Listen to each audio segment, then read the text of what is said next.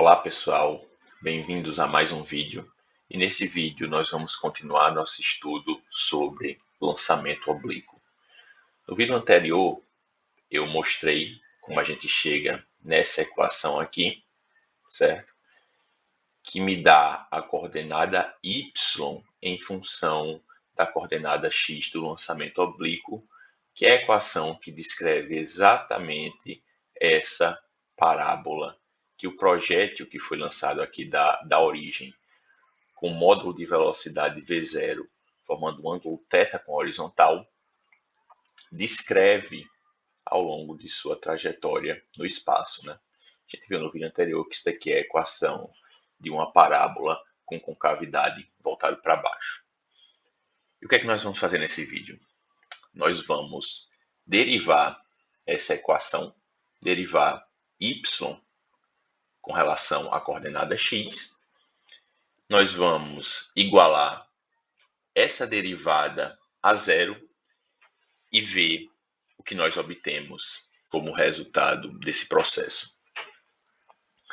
Então, se eu derivo a minha função y de x com relação à coordenada x, essa função é composta por duas partes, por dois termos, esse primeiro aqui e esse segundo negativo, né?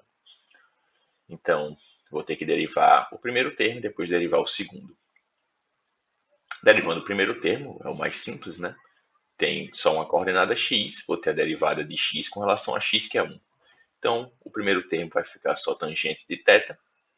E o segundo termo é uma derivada de x ao quadrado, a derivada de uma função polinomial, né? Polinômio de grau 2. O 2 vai descer, vai cancelar com esse 2 aqui que está no denominador.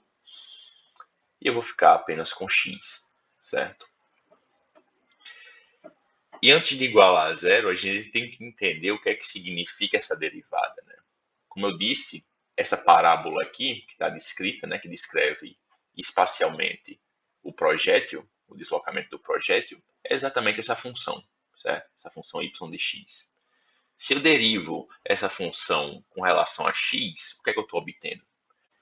Se eu derivo essa função aqui com relação a x, em cada um desses pontos, essa nova função derivada representa a inclinação da reta tangente.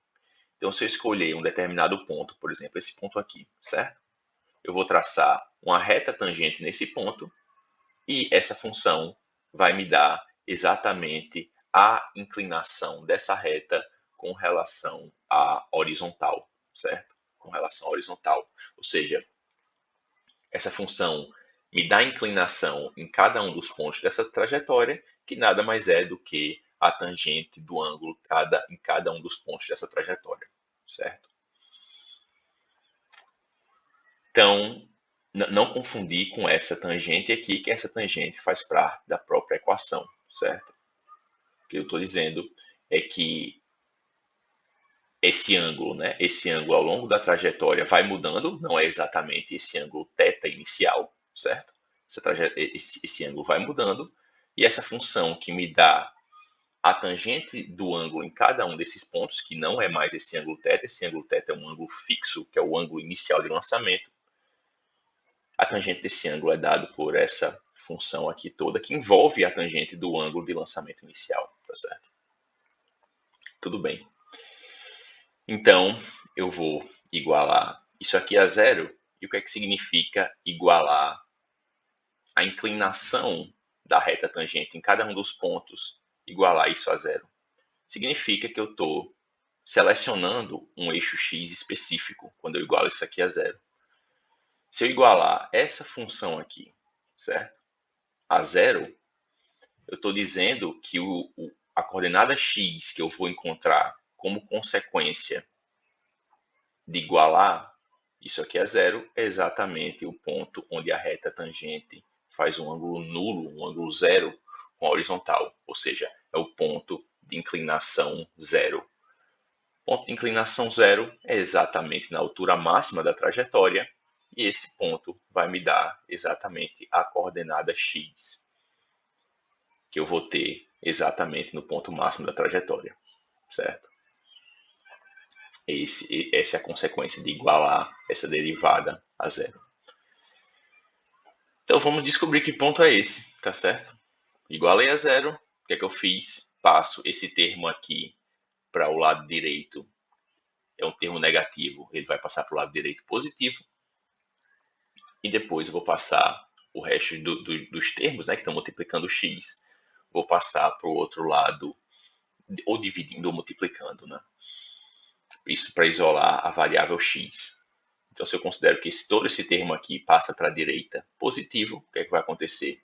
O v0 ao quadrado, cosseno ao quadrado de θ, vai voltar para o lado onde estava a tangente, vai voltar no numerador, e o g vai voltar para o outro lado no denominador, certo?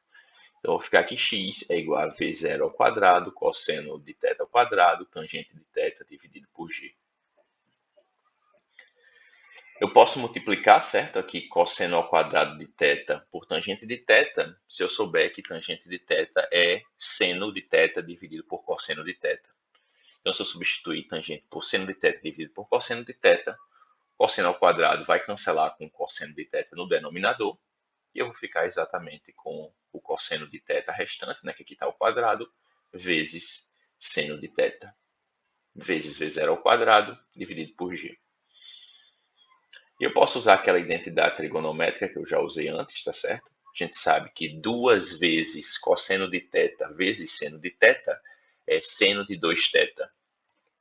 Sendo que nesse caso aqui eu não tenho 2 multiplicando, eu tenho só cosseno de θ vezes seno de θ. Então isso daqui é seno de 2θ dividido por 2, certo? E o que foi que eu encontrei? Eu encontrei a coordenada x do ponto de altura máxima da trajetória do projétil. Por questões de simetria desse problema, a gente sabe o quê? A gente sabe que esse ponto x de altura máxima da trajetória do projétil é exatamente metade do alcance do projétil. E se você voltar nos vídeos anteriores, você vai ver que o que a gente obteve para o alcance do projétil era exatamente v0 ao quadrado vezes seno de 2θ dividido por g. E aqui a gente obteve, né, um 2, exatamente porque essa coordenada é alcance dividido por 2. Tá certo, gente? É isso por esse vídeo. Até a próxima.